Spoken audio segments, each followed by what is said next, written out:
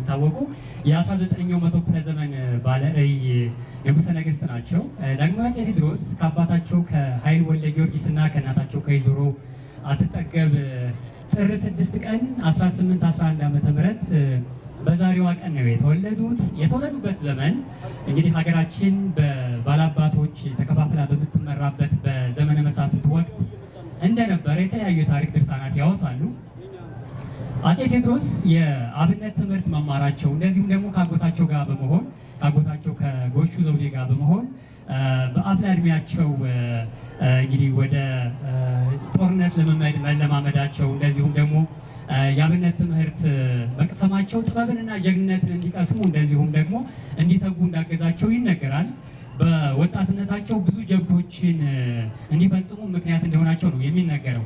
ብዙ ጀብዶችን በመፈጸማቸው ዝነኛ ከመሆናቸው በተጨማሪ በደጃዝማችነት ማዕረግ የቋራ አስተዳዳሪ ሆነው ተሹመው ነበረ። አፄ ቴዎድሮስ በ1844 አጠቃላይ የዘመነ መሳፍንት ስርዓት ለኢትዮጵያ እንደማይጠቅም ስለተረዱ ስርዓቱን ለማስተካከል ቆርጠው ተነስተዋል። በመጨረሻም ተሳክቶላቸዋል። የካቲት 3 1844 ዓ.ም ኢትዮጵያን አንድ በማድረግ ዳግማዊ አፄ ቴዎድሮስ ተብለው የኢትዮጵያ ንጉሠ ነገሥት ሆነዋል። አፄ ቴዎድሮስ በዘመነ ንግስናቸው ሀገራችንን ከፍ የሚያደርጉ ተግባራትን ከውነዋል።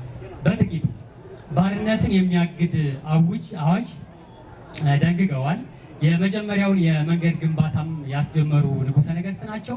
የአማርኛ ቋንቋ አሁን የምንናገረው የምንጽፍበትን ቋንቋ የጽህፈትና የመንግስታቸው ስርዓት እንዲሆን ቋንቋውን አድርገዋል። ቋሚ ወታደራዊ መዋቅር በመዘርጋትም የራሳቸውን ጉልህ የሆነ አስተዋጽኦ አበርክተዋል። የማዕረግ ስያሜዎችን በመስጣትም እንግዲህ ፈርቀዳጅ የሆኑ ንጉሠ ነገሥት ናቸው። ንግድ እንዲስፋፋ፣ የኢንዱስትሪ መንደር እንዲመሰረት ጋፋት ተጠቃሽ ነው። ፍትህ እንዲሰፍን፣ ጥበባዊ ስራዎች እንዲበራከቱ እንደዚሁም ደግሞ ማዕከላዊ መንግስት ወይም ደግሞ ማዕከላዊ ስርዓት እንዲስፋፋ ከፍተኛ አስተዋጽኦ አድርገዋል። ንጉሠ ነገሥቱ በመጨረሻም ለህይወታቸው ሳይሳሱ የሀገራችን ዳር ደንበርን ለማስከበር ብዙ የደከሙ ንጉሠ ነገሥት ናቸው። የኢትዮጵያን ሉዓላዊነት ከማስጠበቅ በተጨማሪ በዓለም ልዕለ ኃያል የሆነች ሀገር እንድትሆን ለማድረግ ብዙ ደክመዋል። ለዛም ነው ባለቅኔዎች ታጠቅ ብሎ ፈረስ፣ ካሳ ብሎ ስም፣ አርብ አርብ ይሸበራል ኢየሩሳሌም በማለት የሚያወድሷቸው። በመጋቢት ወር 1860 ዓ.ም የእንግሊዝ መንግስት ሮበርት ናፒየርን በመላክ በጊዜው እጅግ ዘመናዊ ጦር መሳሪያን የታጠቀ ጦር አደራጅቶ አውሮፓውያን እስረኞችን ለማስፈታት ጦር ልኮ ነበረ። በወቅቱ በዘመኑ የባለራዕዩን ንጉሥ አመለካከት ራዕይ እንደዚሁም ደግሞ የቀደመ አስተሳሰብ ለመደገፍ ባለመቻሉ እንደዚሁም ደግሞ ከውስጥ ሽኩቻዎች በመባረከታቸው ምክንያት የእንግሊዝ ወራሪ ኃይል የንጉሱን ጦር እንግዲህ ጉዳት እንዲደርስበት ማድረግ ችሏል።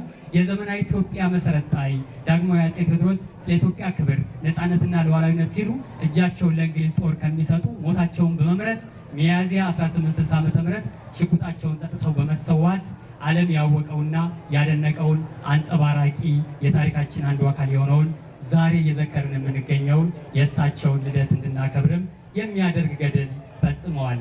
መቅደላ አፋፉ ላይ ጩኸት በረከተ፣ የሴቱን አናውቅም ወንድ አንድ ሰው ሞተ፣ ገደልን እንዳይሉ ሞተው አገኟቸው፣ ማድረክን እንዳይሉ ሰው የለ በእጃቸው፣ ምን አሉ እንግሊዞች ሲገቡ ሀገራቸው። አመሰግናለሁ።